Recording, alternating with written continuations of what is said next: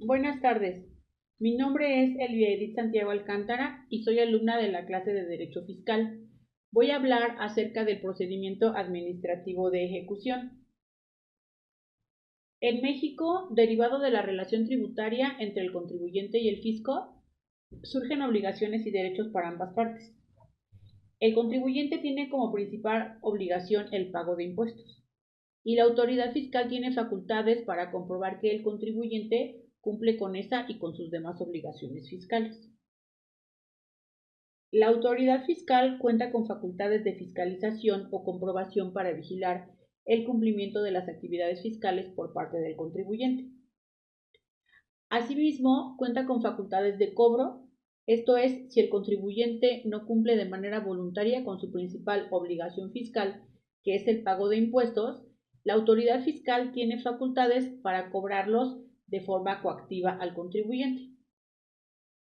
Las autoridades fiscales en México, como por ejemplo la Secretaría de Hacienda y Crédito Público, el Servicio de Administración Tributaria, podrán requerir el pago de las contribuciones a los contribuyentes cuando estos no lo hagan de forma voluntaria dentro de los plazos que fijan las disposiciones fiscales. El mecanismo con el cual cuentan las autoridades para ejercer sus facultades de cobro coactivo recibe el nombre de procedimiento administrativo de ejecución y en la práctica de este no intervienen las autoridades o tribunales judiciales. El procedimiento administrativo de ejecución fiscal es de carácter administrativo y las autoridades fiscales están facultadas para realizarlo atendiendo el artículo 16 de la Constitución Política de los Estados Unidos Mexicanos y de conformidad con las disposiciones fiscales aplicables, como es el Código Fiscal de la Federación o los códigos fiscales de las entidades federativas y municipales, así como sus reglamentos. En este procedimiento administrativo de ejecución, las autoridades fiscales, dentro del ámbito de su competencia, deben emitir por escrito sus actos y deben de estar debidamente fundados y motivados. Actos como el mandamiento de ejecución, requerimiento de pago y embargo, acuerdo de remoción del depositario, entre otros, deben contener la cita de los dispositivos legales, las circunstancias y los motivos particulares por los cuales la autoridad emite dichos actos.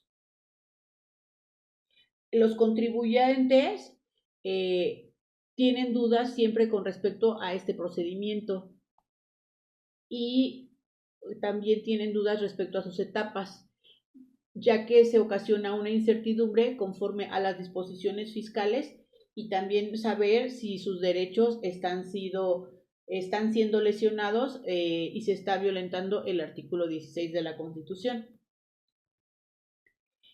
El procedimiento administrativo de ejecución es el mecanismo con que cuentan las autoridades fiscales para exigir a los contribuyentes el pago de los créditos fiscales a su cargo, que no hubieran sido cubiertos o garantizados dentro de los plazos que disponen las leyes fiscales.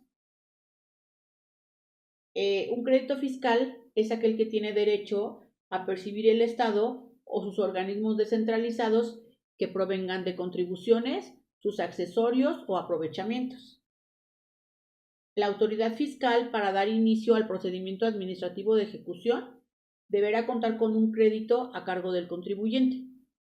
El contribuyente debe tener conocimiento de este crédito fiscal y el contribuyente no tuvo que haber pagado este crédito fiscal dentro del término legal que le fue concedido para tal efecto. Y aparte, el contribuyente no ha garantizado el interés fiscal. La autoridad fiscal, en el desarrollo del procedimiento administrativo de ejecución, debe seguir las siguientes etapas. Primero, el mandamiento de ejecución. Después, la notificación del mandamiento de ejecución. Siguiente, el requerimiento de pago. Posteriormente se procede al embargo. Después se procede a la remoción del depositario. Posteriormente al avalúo. Con base en eso se realiza la convocatoria a remate. Posteriormente viene el remate, la adjudicación de los bienes y la aplicación del producto del remate. La autoridad fiscal competente emite un mandamiento de ejecución en el cual se señala la fecha en la que se emitió el crédito fiscal y que no fue cubierta por el contribuyente, la autoridad que lo emitió, la resolución en la cual se emitió el crédito y el monto del mismo, y la designación de las autoridades que están facultadas para practicar el procedimiento de ejecución. Posteriormente, la autoridad designada para practicar el procedimiento administrativo de ejecución se va a constituir en el domicilio fiscal del contribuyente y va a llevar a cabo la diligencia, ya sea con el contribuyente o con el representante legal. La autoridad entregará al contribuyente o al representante legal el mandamiento de ejecución de los requisitos legales.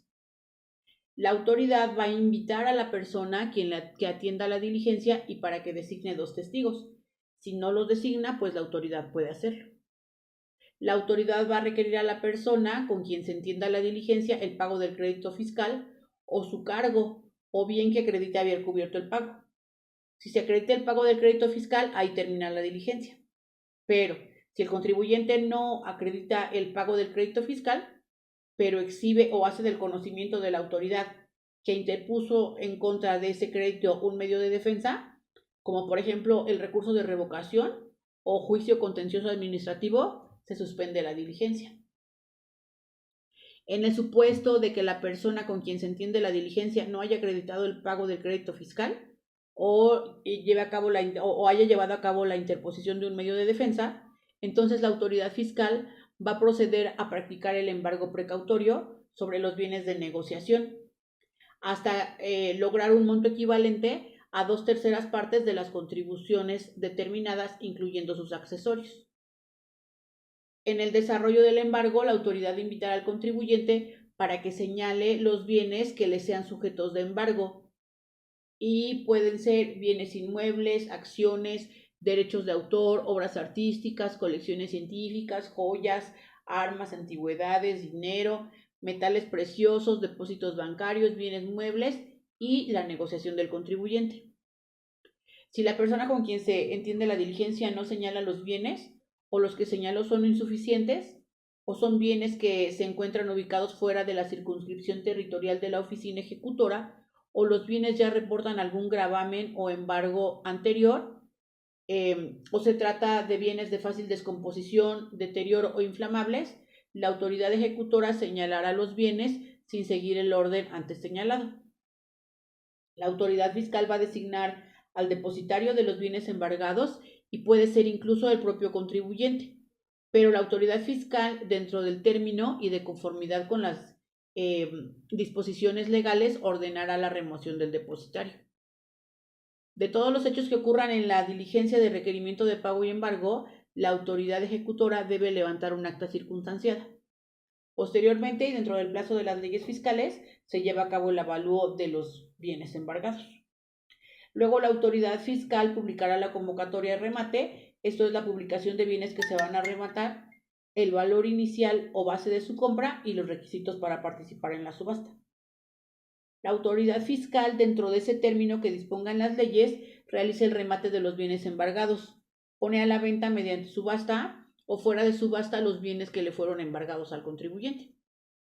En el supuesto de que no hubiese personas interesadas en comprar los bienes en remate o no hubiese ofertas que mejoraron el valor inicial de la subasta, o si las ofertas fueran iguales al valor inicial de la subasta, entonces la autoridad fiscal puede adjudicarse los bienes embargados.